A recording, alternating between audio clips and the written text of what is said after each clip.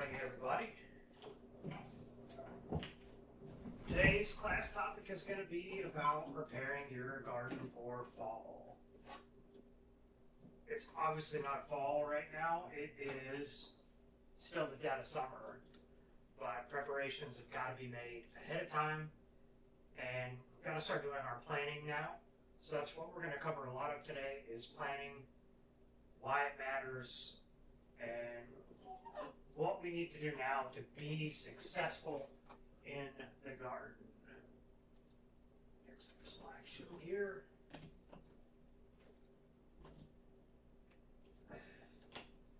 So I kind of have a system that I like to follow in order to get ready for any garden season, and it starts off with cleaning up, preparing beds and areas that are already planted or maybe that are burnt out and we're getting ready to put new things in. We are planting, seeding things that need to go into the soil early in preparation for the upcoming season, maintaining, putting in new beds, making repairs to things that are vital for us to be able to easily maintain the garden, and then lastly, protecting and actually doing the planting.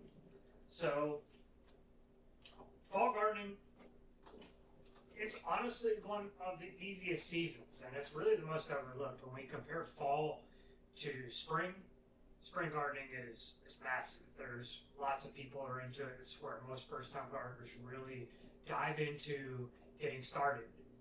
But fall genuinely is the easier season. Unlike spring, where we're beginning in the cooler temperatures, sometimes it's too cool for too long. We're trying to figure out that perfect window of opportunity to get our plants in. Fall is the opposite. We're starting in the hot summer for some of our plants, and we're moving into the cooler times. So why would this matter? Well, we're going to have warm soil and we're going to have cool air. There's going to be less stress on the plants. There's going to be less chance for lots of pest pressure. So, for instance, we'll just take tomatoes. Everybody loves tomatoes, at least most everybody. And we plant those. And in the spring, if we don't get them in early enough, they're very, very commonly hit with disease, and they're hit with tons of pest pressure, like stink bugs. On the adverse, if we plant them in fall, we're planting them early on, so when it's hot and the stress points are there, the insects are still there, but there's no fruit to be damaged. And by the time we're actually getting into the fruiting period, it's cooling down.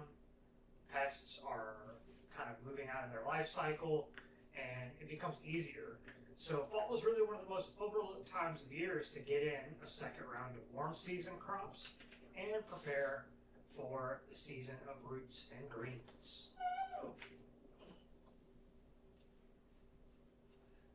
I genuinely think that because of less stress factors that many of your cool season vegetables really, and even some of your second round warm season vegetables are going to have sweeter, more in-depth flavor, because if you're taking care of your soil, you're doing good preparation practices, and we're not having to deal with all the environmental factors, your plants are going to have a better chance of getting what they need and thriving. So things that we want to do as we move into fall is we want to figure out what worked well in the garden this year so far. Are there things that we really, really thrived at and maybe we didn't get enough of and we want to redo? What didn't work well? What do we want to change before we actually get into the fall season? So we've still got plenty of time to get ready. We're not in a hurry to get things in the ground like we are in spring right now. So what improvements can we make that will save work later?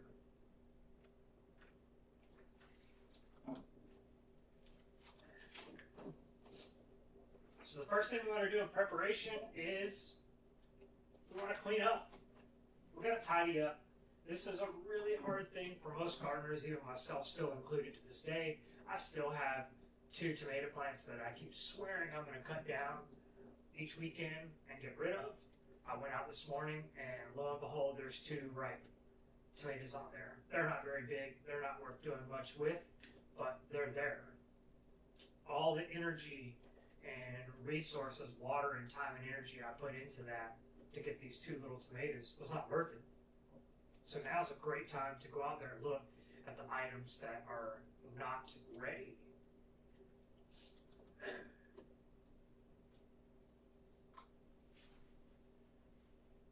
So we want to remove spent vegetable plants and things that are really no longer. Good morning.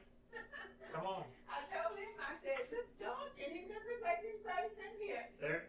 It's just me, but I'm still going. So. Okay, well, I'm going to tell him, come on. It just looks so dark. How are you this morning? Good. Gotta pause for just a second while somebody comes in. A lot of you guys, if you don't know this, I do these whether people come in person or not. So, no matter what, if our class, most of the time we have plenty of people here. Some weeks life's busy and there's not a lot of folks, or right now it's almost back to school, so everybody's getting ready for school. So, so we do these digitally, make these available to you. So.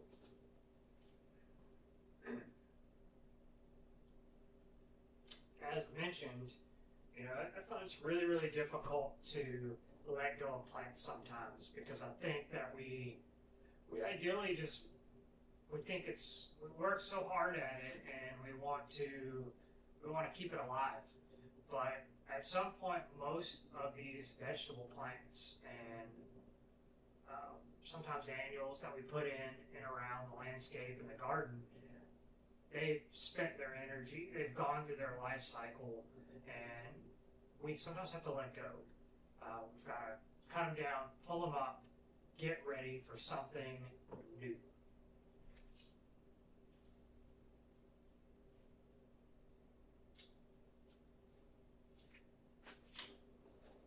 Pause for just a minute while I wait on my attendees.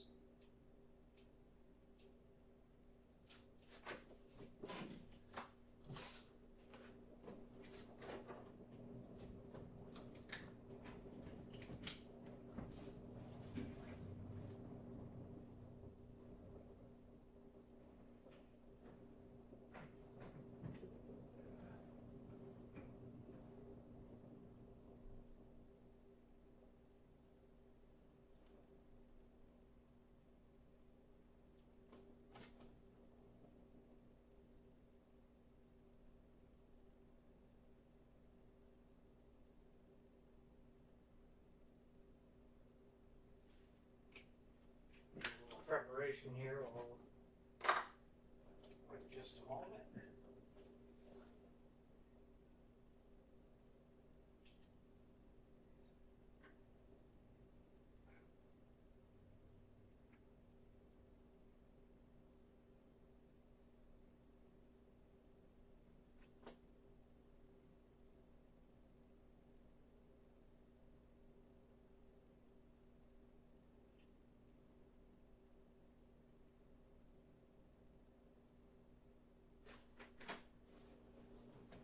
Alrighty. I'll sign in. All right. How you doing today, David? I'm doing pretty good. Good. No complaints. No complaint. It's not too hot outside yet. Not yet. So I was just saying, I was listening to a weather guy that says the heat index today is going to be 110. It's been definitely warm. I've been working outside a lot around here. Really? Getting things cleaned up, and so it's been. Do you have any blueberry plants back there? I don't know if we do, but we will be. I'm actually You about can to, sit right there. Come see. I'm about to order fruit trees, Come in. Okay. so we should be getting a new stock in pretty quickly. I should wait. You're going to get some blueberries? Yeah, we'll definitely have a bunch in here before long. So that means that it's the right time to get them. So it's kind of interesting, like when you get a lot of times, like most every grower, no matter whether it's ornamentals or even fruits, Yeah. a lot of people are releasing their crop, their biggest crop of the year between August and September. So a lot of times we're seeing like the biggest availability of all plants available coming up, and so right now the fruit they're doing their fall booking, so we can do our reservations, and we don't. I'll usually wait to get them until it cools down a little bit, so that I don't have to stress. Yeah. They're more apt to care for them and water them adequately than we are here in the heat. So we'll usually wait till late September, but I'll order now. Yeah. Get them ready, and then we'll get them in because October is really like the ideal time to plant virtually all your fruits. Really? So, yeah, that. you plant them when they're dormant. That way they're focused on root growth and not top growth. So they're not going to put on foliage because they're dormant, but they will root. And that's the most ideal time to plant any kind of like tree, shrub. Oh, really? Fruit tree. I will remember that. Yeah, so definitely one easy thing you can get ready for fall. So Yeah. all right, I wasn't too far along before you guys got here, so I'll kind of pick up where I was. So I was talking about like one of the hardest things that people deal with right now, and that's letting go of old plants. Yeah. I've still got, from probably the last time I saw y'all, I still have 2 tomato plants that every weekend I swear I'm going to cut down. And I went out this morning. Family's having a garage sale today, and Carrie looked over and she said, "Hey, there's 2 tomatoes ripe on there. And they're sizable for anything. But it's just like thinking about how much time and energy that plant took to create these 2 tiny fruit that aren't even worth anything. I should have cut them off like I did all my other ones. So, well, can't you replant tomatoes in the fall? yeah, I'm actually I'm going to plant some out here in the back today, and I'm going to plant a few more at home. What variety you putting in, the little cherries or the big ones? I'm going to do the little cherries because that's what I like the most, and then I'm going to do. I'm just going to do the traditional celebrity back here. Yeah. I'm only going to do 2 back here because I'm getting ready to plant some pumpkins and loofah that I germinated the other day. So I'm going to grow it. What is loofah? It's a gourd. Loofah can be grown. It's a big vine. It can get really, really crazy, and you let them dry out, and then the interior is a sponge. You can harvest them and make sponges out of them. So it's like basically, loofah's really, really easy to grow. It's prolific. Oftentimes can get a little out of hand. So experience growing them with other people at other places. So what do you do to make them spongy? They just dry. So Okay. yeah, I've seen them in the stores and stuff. you dry, and then you cut them, I believe, and then you harvest the inside. Then you'll have your seeds in there as well, so you can replant. So I'm gonna do those on the trellis. Probably not gonna have enough room, but I'm just gonna do one and see how crazy it gets. So, yeah. So, as we prepare, like that's always one of my biggest struggles is letting go of things that I know aren't going to do anything else. And so right now, I've been encouraging a lot of people, get rid of the things that are done, quit wasting time and energy, start putting energy into other things. Like those plants that I left in there, while I haven't actually watered them at all. I've just left that bed going because everything else in there is very low water requirements. You don't have a system? Nope, I hand water everything right now. I'm going to install one because I'm tired of doing it every day this time. Every summer I'm like, I'm going to put drip irrigation in. I'm going to put drip irrigation in. And I never do. But this is the year I'm going to do it. So, That's what I said. Next year I'm not having any pots in my yard. Yeah.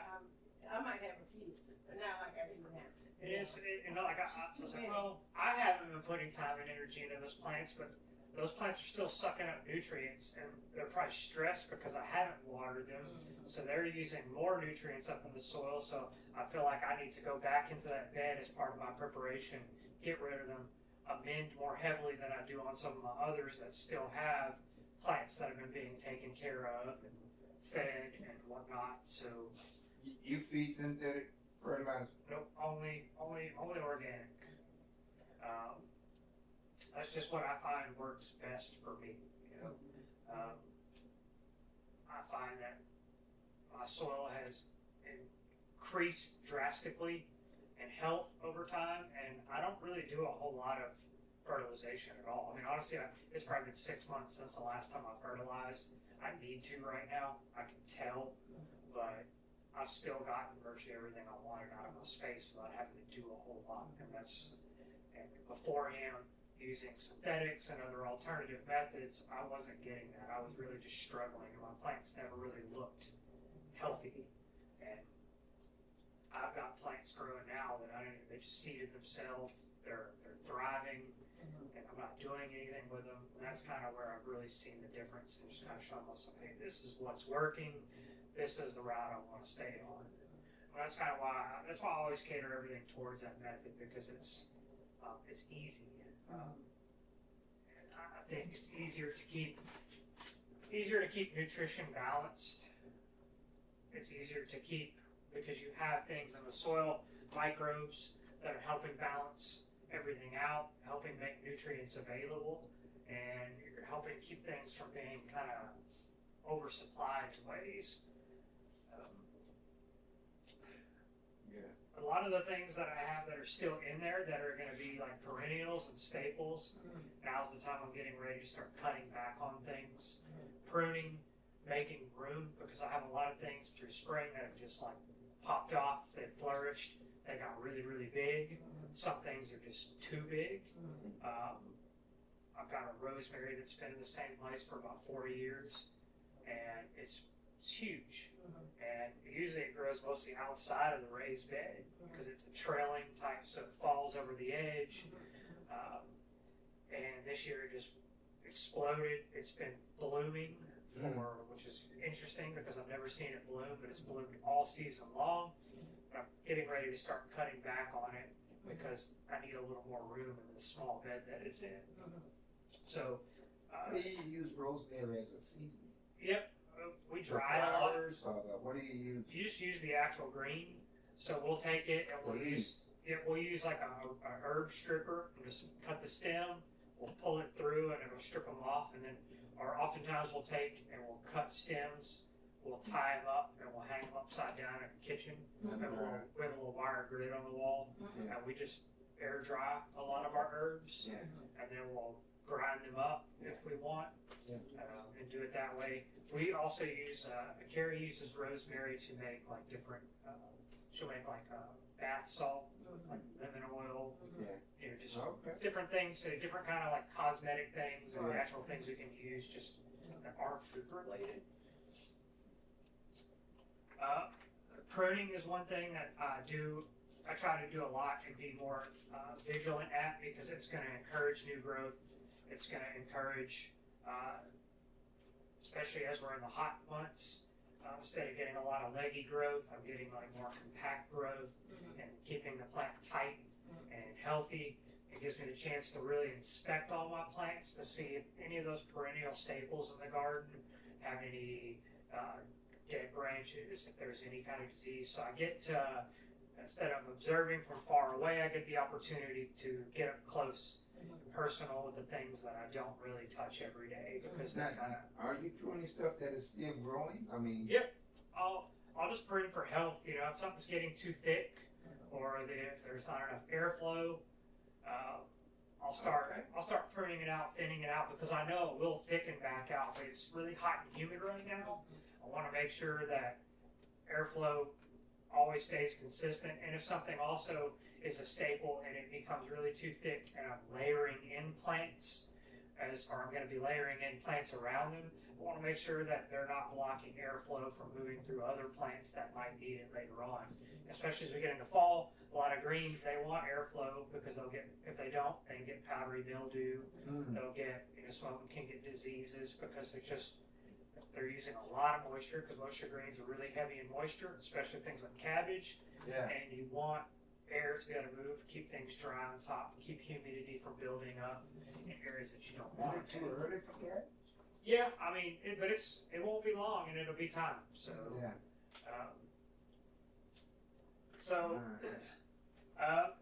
one of the things that I also like to do, if I've had a lot of pest pressure or really disease pressure, and I've been using a standard type composted mulch. A lot of times I'll remove that mulch and I'll get it out of the garden because if I have disease harboring in that soil, oftentimes I might want to remove that mulch layer, try to do some amendments to my soil, and bring in something fresh.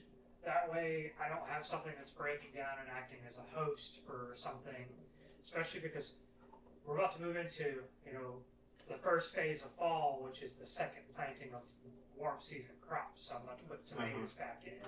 I might put squash or something back in there. And if I've had a lot of disease pressure, I don't want those things harboring in mulch layer. With traditional mulch that's already begun breaking down into soil, I might want to remove some of that, dispose of it, and then come back in with fresh mulch so that I'm retaining moisture and maybe eliminating some of that area for it to overwinter or stay during the fall season. I got a pear tree that I refused to prune because I didn't think it was the proper thing to do during the growing season. But I got a limb that's just really in the way. You don't think it's? I don't think if you're pruning for like access and for health, that's one thing. Like hey, this branch is poor looking. Yeah. I want to get rid of it, or hey, this is too low. I need it out of the way. Yeah. That's one thing. But if you're pruning for fruiting, yeah, maybe not now because you want to, certain fruit trees only fruit on new wood. Some fruit on last year's wood. But in this instance, like you're pruning for access and and to me health. So getting rid of it now, it's going to divert energy into growing new wood elsewhere. So I would cut it. I wouldn't have a problem with it. They used to have some stuff when you cut to keep disease from getting on it. Yeah, like a pruning sealer. Yeah. Yeah, it's just like you can get it in an aerosol or even like Really? a tar. It's just you're basically coating it, helping prevent insects and You got things. some in the store? Yeah, we usually do. I don't know if we have it right now, but we normally carry it. You know what? I have some crepe myrtles. Everybody does have them around here, and I planted them myself some years ago. I got them at a nursery, and I'm trying to think. They were maybe about this high. They're the white ones too, so they're giants now, real tall. I thought I was doing well. I planted them really too close together, and all five of them canopy over each other. So it's really a lot. And I've had aphids with them, and I need to get them pruned, but I'm going to do that in maybe January, February. Yeah, you can prune those. You can prune them when they're dormant. Okay. So and it gives you a chance to when it's dormant, it's easier to see what needs to be removed because when you're pruning something like that, you're pruning for shape and you're pruning up high. Well, when it's full of foliage, and even with a fruit tree, if it's full of foliage, you can't really see what branches are great. If they're crossing or rubbing. Right. So when it's dormant, you have the ability to give a better inspection of that canopy wood and determine, hey, this is a healthier branch, this one is bigger, I'm going to cut these shoots and thin it out. So yeah, waiting until it's dormant, it will be what I would do. Okay. And that's what we find most of the time you're pruning before it starts putting out new growth. Right. So that's like January, February? Yeah. Once it loses all its foliage, drops everything, anytime after that is typically all right. Because the other one that I have in these are right outside my fence. The other one's in your, when I walk under it, it's hitting me in the head. It's just really. Lift up the canopy some. Oh man, Yeah. I'm telling you, it's just blooms all over the place and stuff like that. But That's why my parents have a whole fence line open. They're all canopied together, and they're always in the pool everywhere. But they're beautiful though, so they bloom all season long. They've been there for I think 30 years at this point. So really? They're huge. Oh yeah, these are huge, but they just people say, oh, they're so pretty when you turn on the street and stuff like that. I say, I should have put instead of putting 5, I should have really put 3. Yeah. Wasn't even thinking, but they would get that big. I know they get big, but so now I know better. I'm thinking about maybe taking 2 out. There you go. Yeah, and just give them some air breathe. Some breathing room. Can those be propagated? I do not know. I would think so, but I'm not sure. I've never been asked that. That's a very good question. That's a very good question. Do you do any propagating of any of your fruits or vegetables? I don't have any time. Don't have time. That's a busy man. No. That's like even like things that I should seed. I'm just like, hey, Miss Donna, if you have some, bring me some because I'm gonna think about it. And or I'll plant seeds and then I'll get too busy and then they die in my seed cabinet because I forgot about them. Yeah. So it's That's my goal next year, to do seeds. Yep. I'm tired of giving Lowe's and Home Depot my money. yeah. The biggest thing for right now, I think, when it comes to garden prep is taking a look at the soil conditions. And this is really, I feel like this is the thing I talk about the most every day of the week. Anytime I do these classes. Well, you know till on your soil. Right, I know till. I haven't turned over mine in over 4 years. I can still easily dig into. Oh, you got them. any worms down there. I do have some. I have some beds that are somewhat compacted, but it's not from anything that I've done. It's from the trees or the overstory canopy that I had. Mm. I had to dig a couple beds out because my magnolia had fibrous roots all in there and nothing would grow through it. But that was learning how to grow with overstory. And so now I know, so now I approach things differently. But the first thing, now is the time to, if you haven't, testing soil with a soil test kit or sending it off, now's the time to test for next spring. Okay. Because if you test now and you have, say you need to make pH adjustments, because if pH is not right, then you can have all the nutrients you want right in the root zone, all over.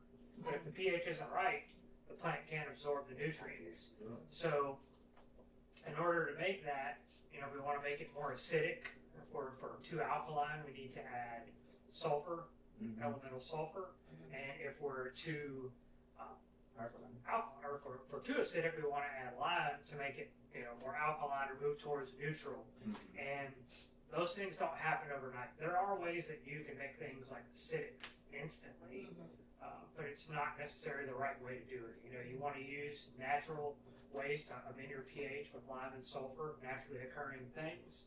And it takes a long time for microbes and the soil food web to basically metabolize and break those things down and make that change in the soil so that your plant has the optimal pH to go. So usually if I'm going to test my soil, or if I'm starting to see issues, or things aren't going like I want, the first thing I'm going to do is look at the soil, and I'm going to test the pH, start making those adjustments, because I might need 4 to 6 months to make a full swing to where I want to go naturally. So that way things are ready for spring. And anything that I do is going to incrementally, day by day, get a little bit better, a little bit better, a little bit better. And that way I'm not just guessing, because if the pH isn't right, you can do so many things and be getting nowhere. How do you tell how much lime or sulfur you want to put in? There are calculators that you can use online where you can plug in your pH. You can plug in your soil type, because how much you need varies based upon whether you have sand, silt, or clay, or you have like a sandy loam. It takes more to change the pH in a clay soil than it does in a sandy soil. So you kind of have to use resources to see how far you need to make the change on the scale, and then you can find the right amounts to put in there.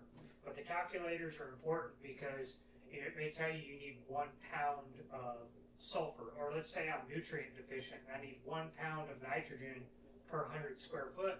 Well, 1 pound of nitrogen is not 1 pound of a nitrogen product in a bag. So a lot of people don't realize if you have synthetic world, you have 2100,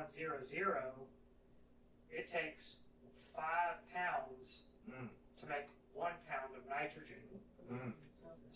because this is only 21% by volume nitrogen. So we need 5 pounds of 2100 per 100 square foot to create that, if that's what a soil test is calling for. So you have to kind of really, and the same thing goes with sulfur. Sulfur is not, it might not be pure. Lime might not be 100%. It could be 60. It could be 50. Some of it could be 98%. Like, so you have to know those volumes in order to be able to adequately supply. You know, no matter what you put, you're doing something, but it might not be the right amount. You might not be doing enough. Now, being soil focused and adding organic matter like compost is going to help benefit microorganisms. That's going to help keep moisture in the root zone. And keeping the soil food web alive is important because let's say you do have a pH imbalance in the soil. If you have mycorrhizal fungi, which bind and attach to the root tips, and you look up here, well, the root zone is only here. But maybe all the nutrients are way outside the root zone. The mycorrhizal fungi can reach farther out, almost like a root extension, and they can grab nutrients and they can trade the plant for sugars. So if you have a healthy living soil and you're following good soil practices with organics, good compost, then you're promoting this type of natural process. And that process can help combat things like pH imbalances. You know, it's not, ideally if the pH is perfect, that's better. But there are ways that you can kind of get past that a little bit and still get decent growth, decent production while your pH is being corrected. Do you do any vermiculture? I used to here with some little small worm bins in the bed. But I got busy and I lost all my worms because I didn't feed them enough. So I want to do some different methods this year. As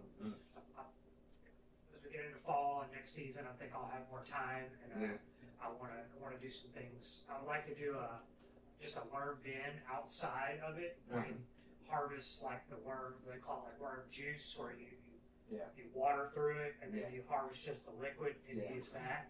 And that's one of the options. I've seen that done multiple times from friends, and so it's one I've always wanted to set up myself. You know, now's the time to also, especially after we've gone through all this rain, you know, ideally most gardeners know where the water's holding, where maybe the water's moving too fast, and we get a heavy rain, but then we go out the next day and the plants are still starving for water. You know, it's a good opportunity for us to make soil amendments and changes to the composition. So if we're too sandy, we're moving water too quickly, more organic matter, more compost, which is going to help retain that moisture and give us a little bit thicker composition where water isn't just flowing through really rapidly. And on the other hand, if we've got areas that are just pulling water or the water is building up and it's not moving through quickly at all and it's just holding, that's where we want to add our drainage amendments, like expanded shell, vermiculites. Compost also helps with drainage in a lot of instances. Peat moss, coco coir, all those things can help keep the right amount of moisture, but move excess through.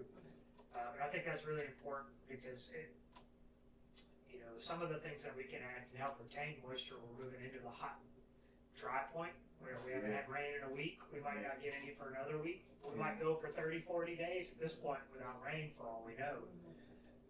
Some years that doesn't happen, but putting in things that kind of balance out, that help retain the right amount, but also help move excess through is important. And we're getting out of the wet season so we can see the imperfections in our soil, in our rows, even in landscaping. We can see what changes need to be made. Lastly, too, being able to fertilize, fertilization on a consistent basis is important.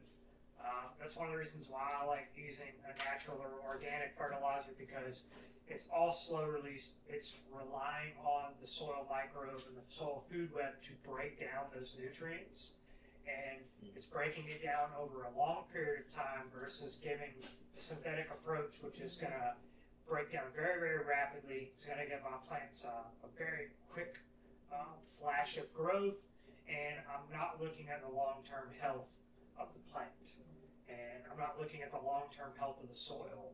So I'm getting maybe the same results, but I'm not reaching any kind of sustainability, and that's where, for me, you know, you asked about whether I did organics, and that's really where I went big into it, because the more I did it over time, the less I'm actually having to put in. Yeah.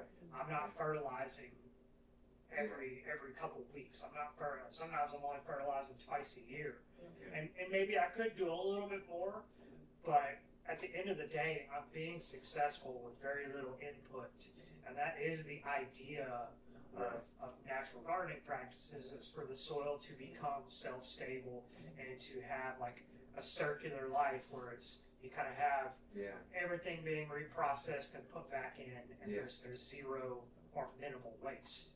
That's one thing that I really like. And so, you know, a lot of the good, you know, natural fertilizers, you know, they're built on the premise of feeding the soil. They're not feeding the plant. They're putting things like sugars, humic acids, carbons, minerals. A lot of them are actually physically putting good species of microbes in the soil along with it to help populate, build up that soil food web. And you don't get that in synthetics. You actually get the adverse. You get detriment. You know, you have things that carry salt contents that can build up over time. You get things that have too much of one nutrient that is very slowly used up, and it affects other nutrients. It locks them up. So I think for the average person who doesn't want to be like super sciencey and doesn't want to nerd out about it, maybe like I do, you get success without having to be a know-it-all. And I think that's what is becoming more attractive to people in natural practices, because they're seeing better results with less thought in a way. And You think more people are doing backyard gardens now? I think there's a lot, you know, a lot.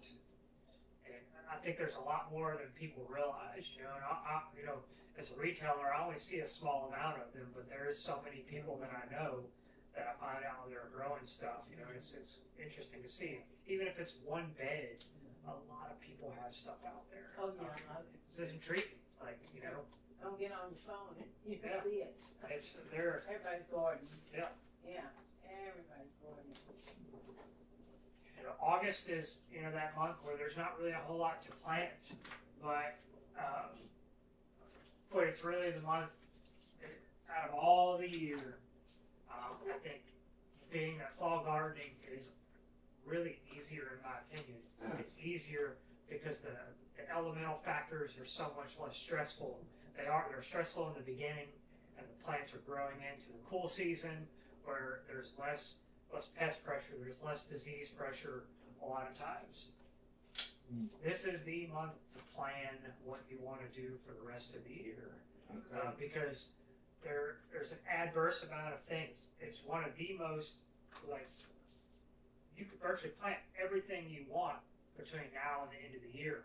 You know, we can plant all of our warm season crops again. We can still plant hot season crops like peas and okra and still have the ability to get a crop in.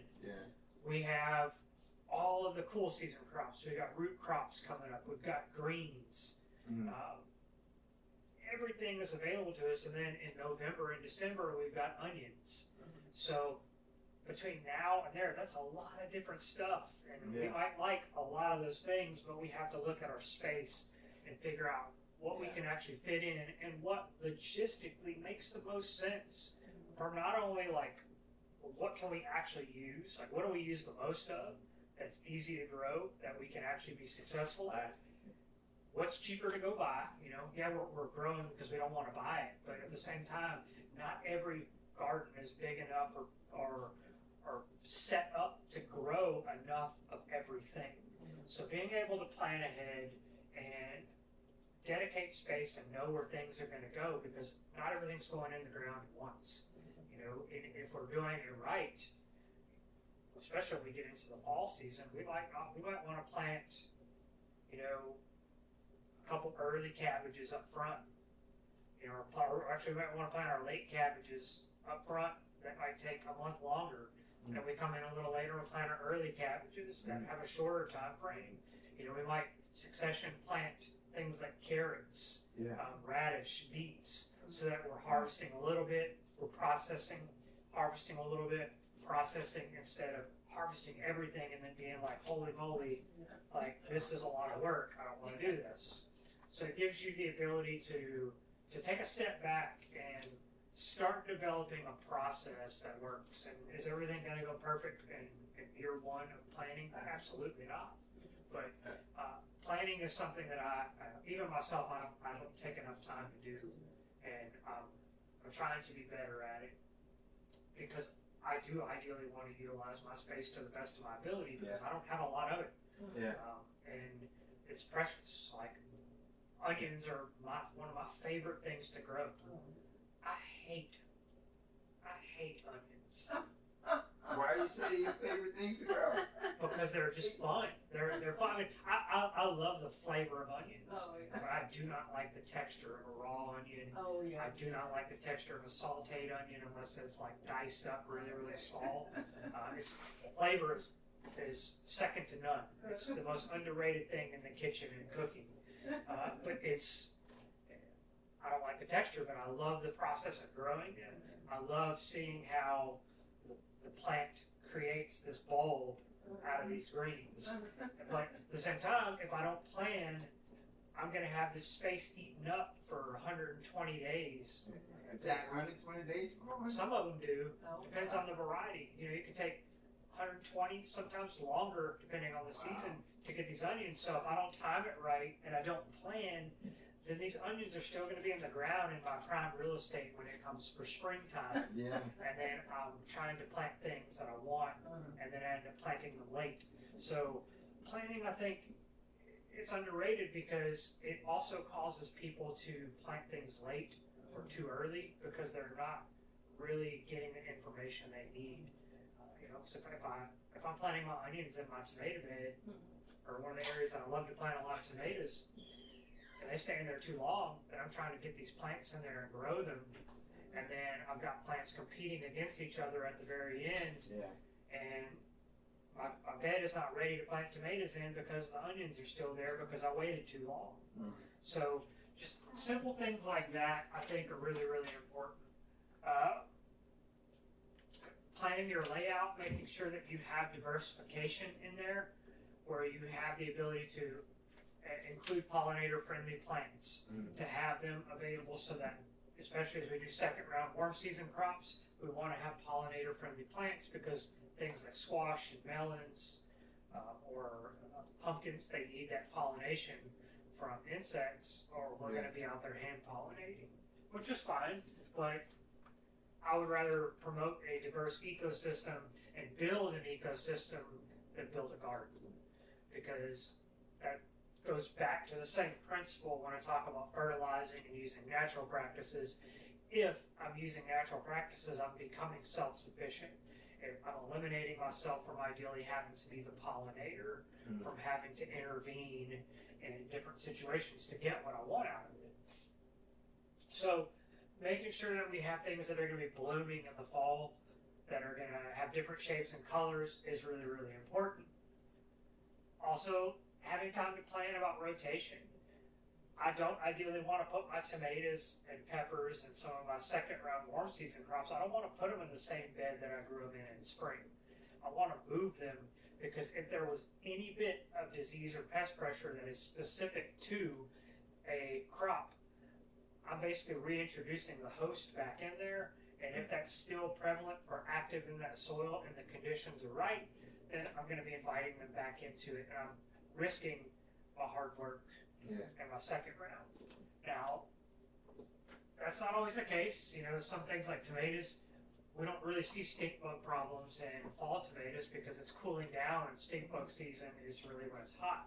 So they might be there whenever the plants are first growing, but eventually they start trickling out as it close down. So it's not true for every pest and disease, but more so for disease, because disease can harbor in the soil for seasons, many seasons. And if we're not rotating things around, ideally if I can, which most of the time I can only do it like on a two season or like an every other year cycle, rotating in a kind of a triangle. Every third year I'm putting something back in the place that it began in, trying to break that natural cycle and letting my soil rejuvenate itself, let the natural food web introduce predators, come in there and actually help break away the bad pathogens that are harboring in there and just kind of hanging out waiting for something. And it's just so interesting how things can be so resilient and they can last for so long in the soil when there's nothing there for them. The same thing goes with weeds, keeping good mulch layer.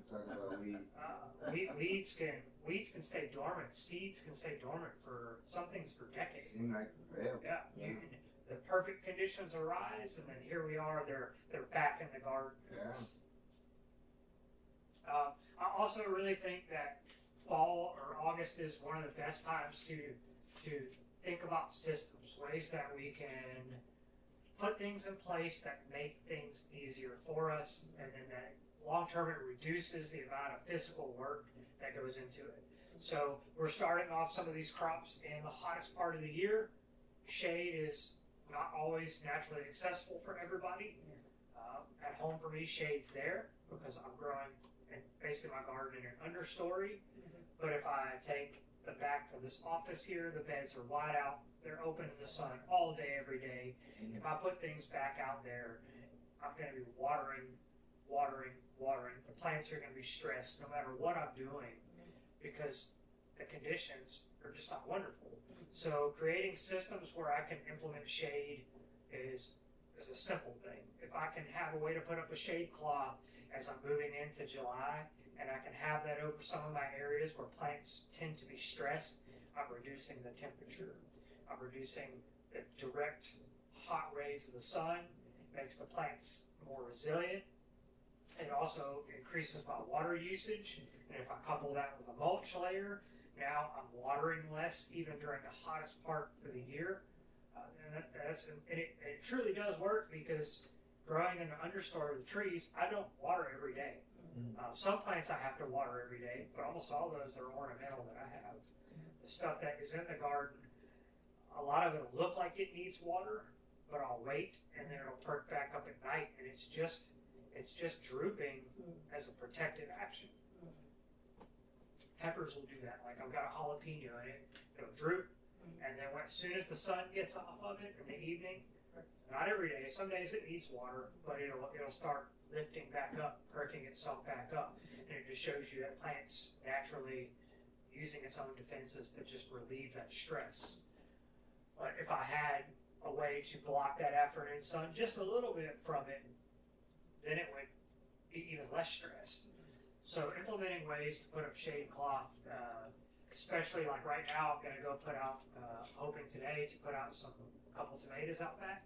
Well, they've been in the shade cloth at the nursery for a week now, and I'm going to plop them out in this hot sun back here. They're not going to be happy. So truthfully, I should be acclimating them, introducing them to them, or if I'm growing them under a similar shade cloth in the very beginning of the early life stages. And then as they get bigger, I'm pulling that shade cloth off, and they are getting direct sun, but that direct sun is far less hot. The heat index is different. Everything about the environment is different when it's getting to the fruiting stage. Yeah, in my yard, the front yard too, those crepe myrtles I was telling you out there on the west side of my house and on the outside of my fence.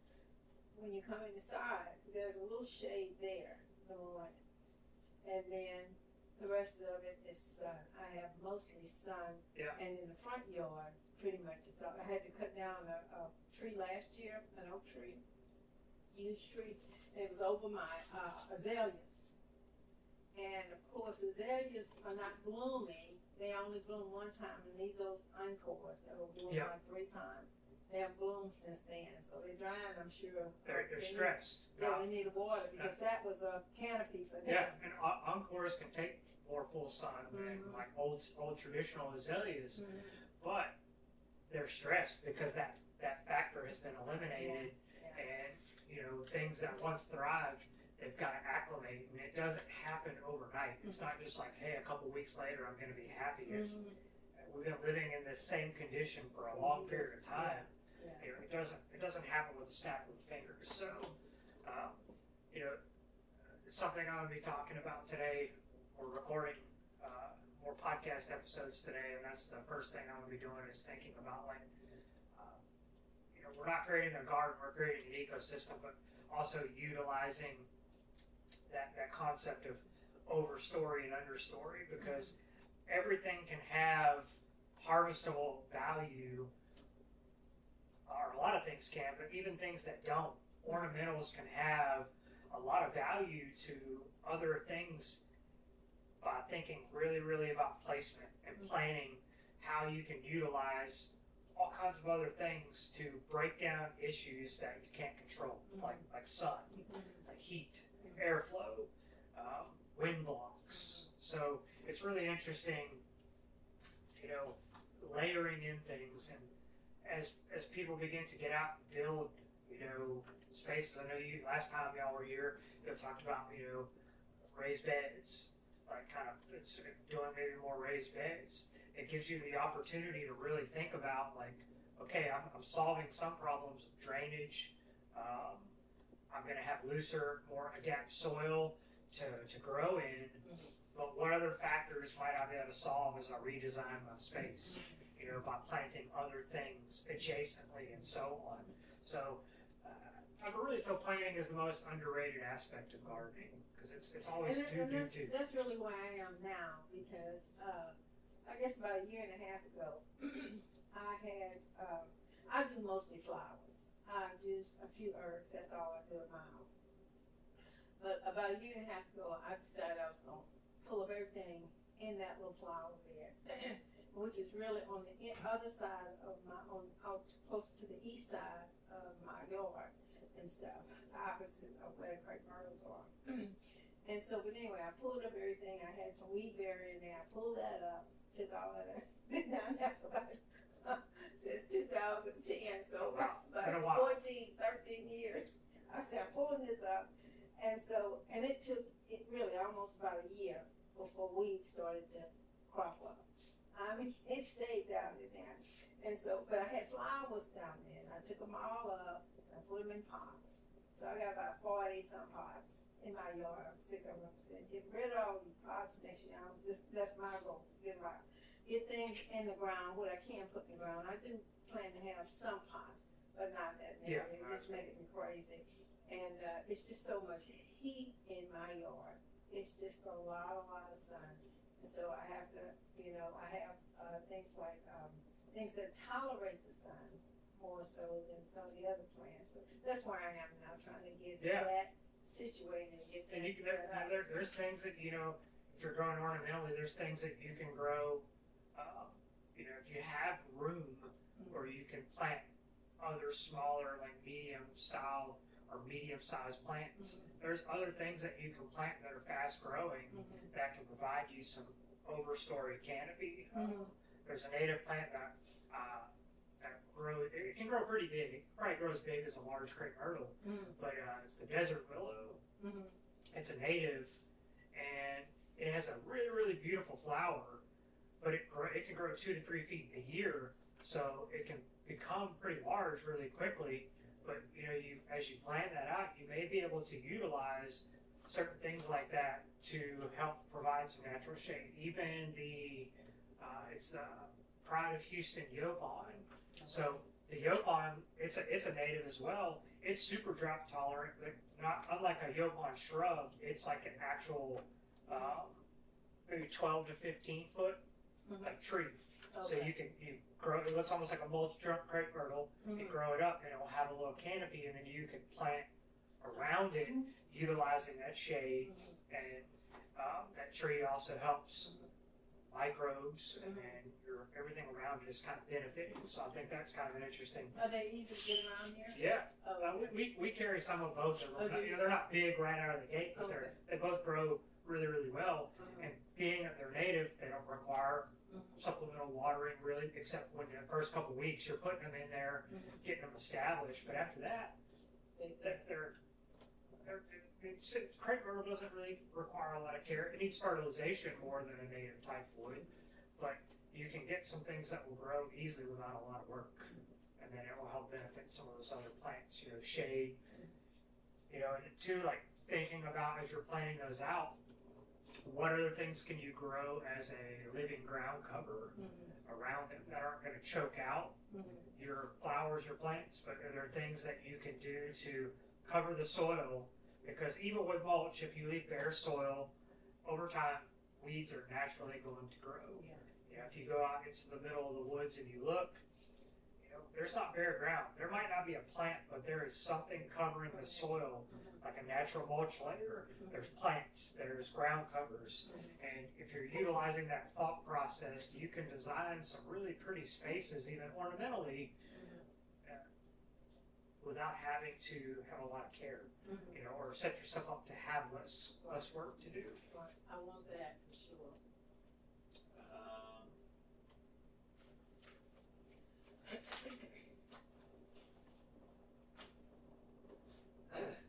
This is also the time to consider when you're planting phase, like what do you need to seed, what things are not ideally grown by direct sowing.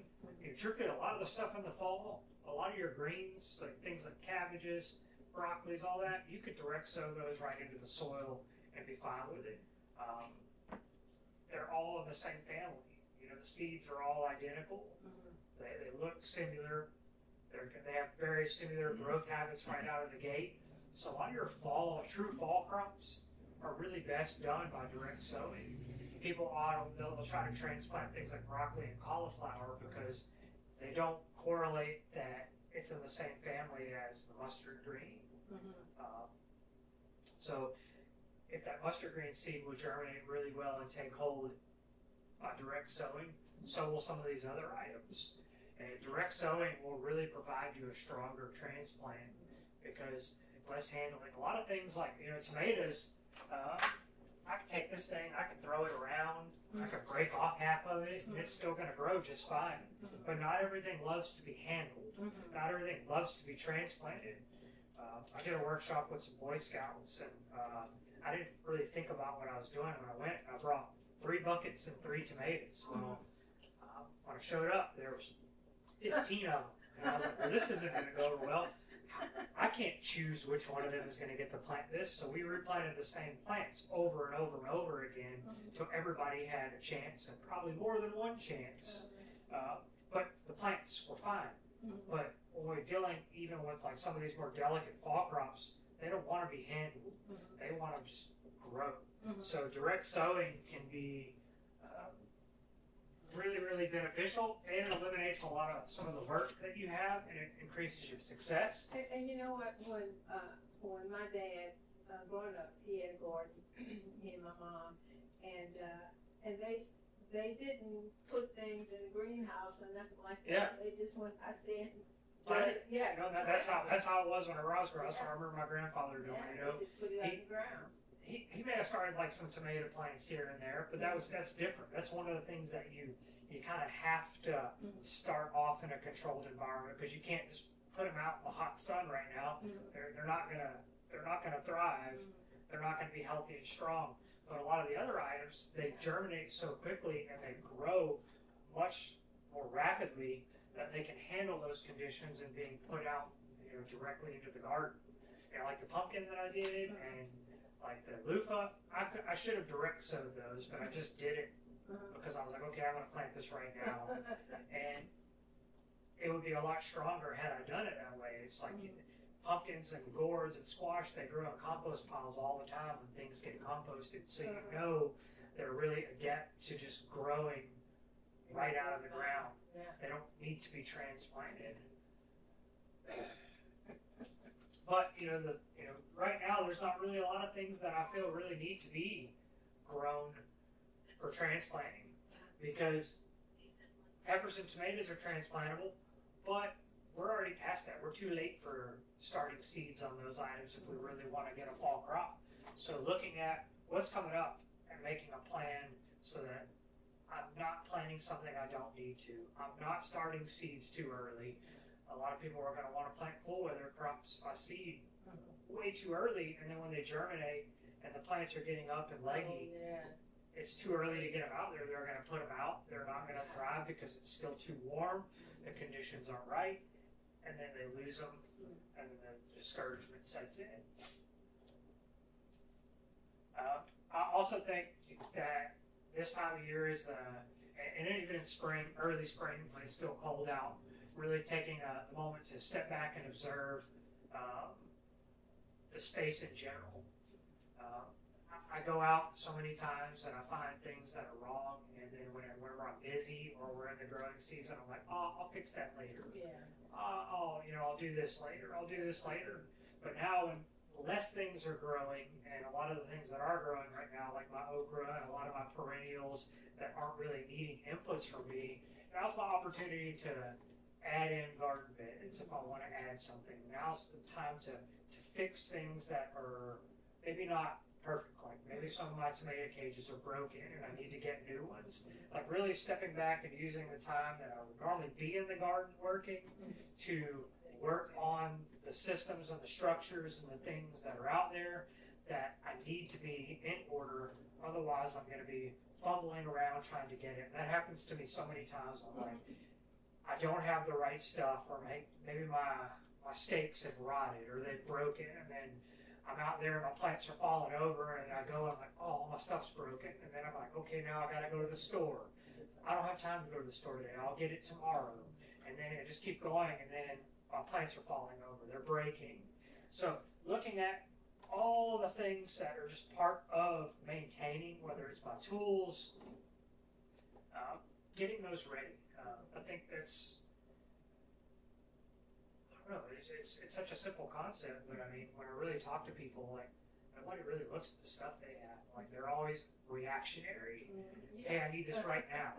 And this season, with my spring garden and my tomatoes, I planned ahead and I got my stuff and I had it before I needed it, and it was the least stressful growing season for tomatoes that I've ever had, and it was my most successful because I was prepared. And it takes preparation. Yeah. To really get all the stuff.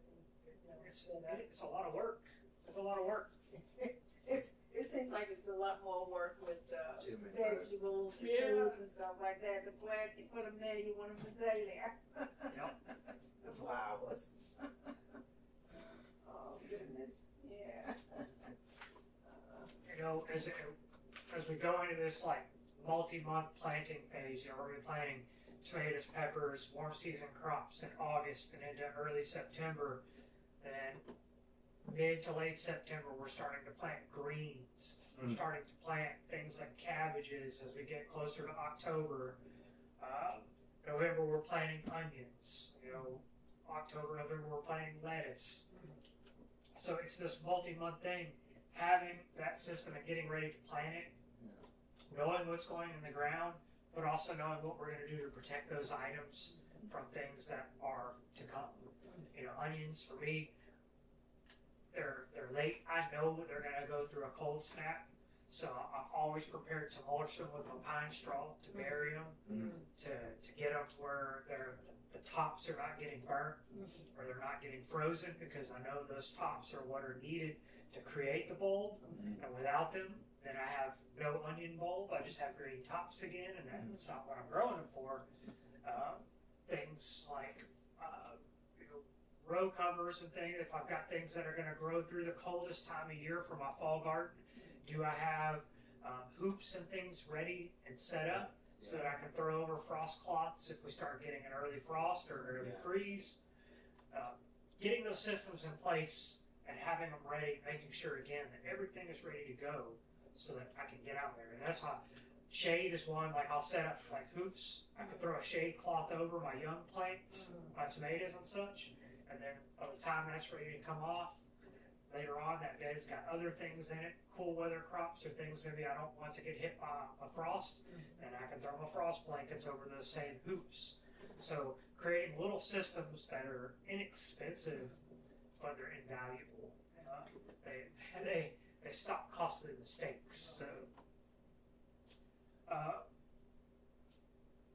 also just mulching. I'm not going to go through all that. It sounds long, but like mulching is you're preserving moisture. You're preserving soil temperature. As we get into, we're moving out of summer, we're keeping the soil cooler. As it gets colder, we're keeping the soil warmer. So it's like a blanket effect. We're blanketing the sun off the soil. We're also blanketing the heat into the soil and preserving it from the ground when it gets cold. Some things that we can do as we're moving for hot weather for fall planting. Again, shade cloth or row covers to protect the soil, keep it cool, keep seedlings unstressed so that they can root well. Big one right now for me is this is the time of year when you see everybody watering the lawn, and they're watering at 11 a.m., noon, afternoon, and as you drive by, you can just see it misting and evaporating. So taking that principle, water in the morning. People ask, well, can I water in the evening? I water in the evening all the time, not because I should, but that's because my day starts too early to water. But watering in the morning deeply, letting that water soak into the soil and absorb in, because plants, when we're starting them off in the hot times of year, they have little pores under their leaves called stomata, and that's where they release moisture. But it's also so that they'll close up to help preserve that moisture in the hot part of the day if it's getting like really, really hot. But when they close them off, that also eliminates their ability to absorb or to process CO2, which is needed to create photosynthesis. So plants don't really like to jump off and grow when it's really, really hot. They're more in preservation mode, unless it's a plant like okra or peas that can really, really thrive in that hot weather. So that's why things like my peppers right now, they're just existing. They're in preservation mode. And as soon as it cools off, they'll explode with blooms and they'll start putting fruit again. So watering in the morning helps absorb, swell up that soil, put water reserves in there so the plant has access to the water to absorb it, replenish. That way, during the heat of the day, it's got reserves, and as it releases that moisture through its leaves, that there's plenty there, versus if I wait, it releases all the moisture it has, then it's stressed, and then in the evening time I'm replenishing, and then it's doing more recovery and less actually like surviving. But also too, if we're watering late in the evening this time of year, it's humid, it's hot, the airflow can get stagnant. We're also promoting potential disease. If we're getting water on the leaves and it stays damp for too long, then we're making a more disease-prone environment. Mulching is preserving soil temperature, preserving moisture, which is totally invaluable this time of year. And lastly, if we still had things that we could see indoors or things that we might want to see, and there might still be some things you want to, but pre-germinating indoors where the temperatures are a little more bearable and things are a little bit more easier to deal with so that plants can actually thrive, get a good healthy start, and we can acclimate them to the conditions they're going into. That's my spiel for today. That's it. All right. Thank you. I'm glad we made it. Appreciate y'all coming. Because I was about to turn around and say, let me just, go in and see. I'm in here talking whether there's no one in here or not. So you record your talks? Yep. Every one of them is on